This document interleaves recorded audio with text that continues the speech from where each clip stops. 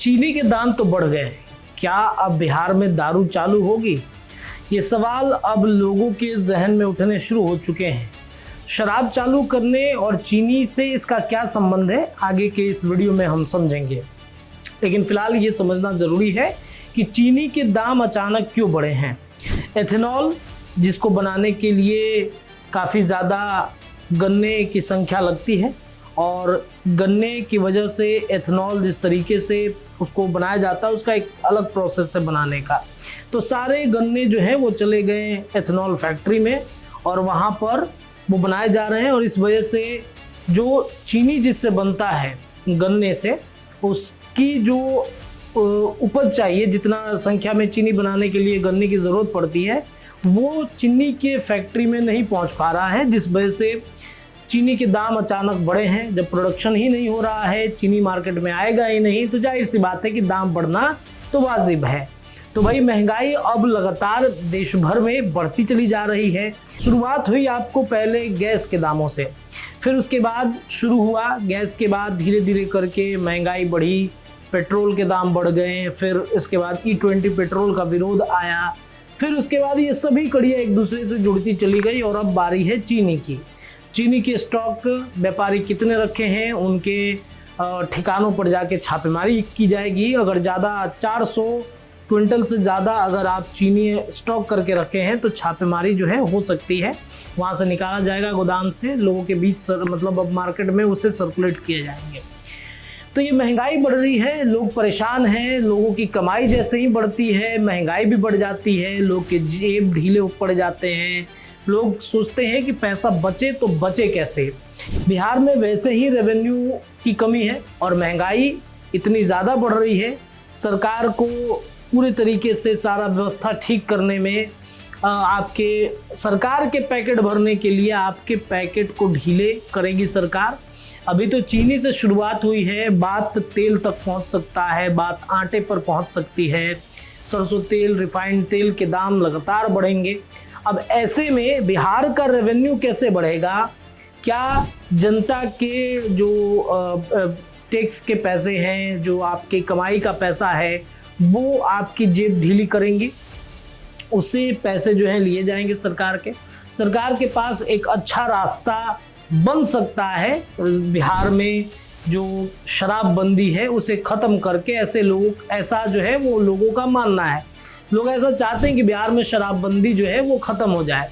लोग ये भी आरोप लगाते हैं कि सरकार कहती है कि शराबबंदी है, लेकिन यहाँ पर हर गली, हर चौक चौराहे पर ब्लैक में शराब ज़्यादा रुपए में मिल रहे हैं और जो शराब डिलीवरी करने वाले मतलब लोग हैं वो मालामाल हो गए, उनके एक साल में घरों की बिल्डिंगें बन गई। यूपी से लोग आसानी से ट्रेन में भर के लेके चले आते हैं जहाँ पर कोई जांच नहीं है, ये मैं दावे के साथ कह सकता हूँ। आराम से बैग में यूपी से भरिए, ट्रेन में बैठिए और आराम से पटना जंक्शन पर उतर जाइए, आराम से जिस स्टेशन पे जो बॉर्डर से सटा हुआ स्टेशन है वहाँ से चढ़िए, उसके बाद आप आसानी से बिहार में घुस सकते हैं, कोई रोक टोक नहीं करने वाला है।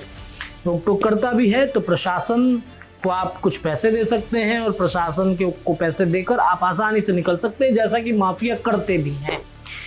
और इसके अलावा कई स्टेशन पर जब आते हैं तो जांच के नाम पर शून्य है, जांच की मशीनें खराब पड़ी हैं। वैसे ही बिहार के जो सिपाही हैं वो भात दाल खा के, तोंद फुला के, तोंद मोटा करके बैठ जाते हैं कुर्सियों पर, कुर्सी तोड़ते हैं। सरकार कहती है कि हम बहुत काम कर रहे हैं, ऐसा हमें दिखता बिल्कुल भी नहीं है। जांच के नाम पर क्या किया जाता है, पटना से अगर आप निकलते हैं तो जेपी सेतु पर जैसे ही आप चढ़िएगा, सुबह के 4 बजे अगर आप निकलते हैं तो आपके चेहरे पर टॉर्च जलाई जाएगी, देखा जाएगा कि कौन है शराब डिलीवर करने वाला है। आप भले ना हो शराब डिलीवर करने वाले, लेकिन आपको मानसिक रूप से थोड़ा सा परेशान ज़रूर कर दिया जाता है। आपके बैग को चेक किए जाएंगे। अब ज़रा सोचिए कि पटना से शराब ढो के कौन जाएगा अलग बॉर्डर पर, ये तो ताज्जुब की बात है। पटना से जब आप निकलते हैं दूसरे जिलों में, उधर जेपी सेतु के ब्रिज पर चले जाइए तो जाने के क्रम में चेक इन होता है, लेकिन आने के क्रम में चेक इन के नाम पर मानसिक प्रताड़ना आपको झेलनी पड़ती है। आपको मानसिक रूप से इतना प्रताड़ित कर जाएगा कि गुस्से से एकदम भर जाइएगा। आप भले पी रखे हैं, नहीं पी रखे हैं शराब, आपने देखा तक नहीं, छुआ तक नहीं, लेकिन बावजूद इसके आपको ब्रेथ एनालाइजर मशीन से आपको फूकना पड़ेगा उसमें। और कई लोगों के जूठे जो हैं वो उसी पाइप से फुकवाया जाता है, नहीं फूकिएगा तो आपके साथ बदसलूकी होती है। क्योंकि वहाँ के जो पुलिस हैं, जो आपको बताया है कि पुलिसकर्मी हैं, वो बहुत ऊंचे लेवल के व्यक्ति हैं और उनका अगर सच में कुंडली खुल जाए तो माफियाओं से इतनी ज़बरदस्त साठगांठ है कि आप कह नहीं सकते हैं। बहरहाल तो ये परिस्थिति है और इस वजह से लोग चाहते हैं कि भाई इतना मानसिक प्रताड़ना हम झेल ही रहे हैं, तो चीनी अगर महंगा हुआ है, रेवेन्यू जनरेट करना है बिहार के लोगों का, तो शराब आपको चालू कर देना चाहिए बिहार में। और इन दिनों शराब चालू करने को लेकर बिहार की राजनीति भी गर्म है। नेता से लेकर विधायक, विधायक से लेकर यहाँ तक कि केंद्रीय मंत्री तक भी कह रहे हैं कि भाई अब बस कीजिए, बिहार में दारू चालू करना जरूरी है, रेवेन्यू आएगा कहाँ से।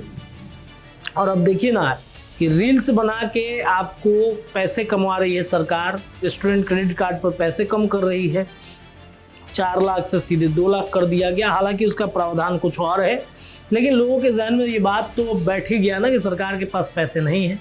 यहाँ तक कि अनंत सिंह जो विधायक हैं जनता दल यूनाइटेड के, उन्होंने स्वीकार कर लिया कि विधायक फंड में पैसे नहीं जा रहे हैं।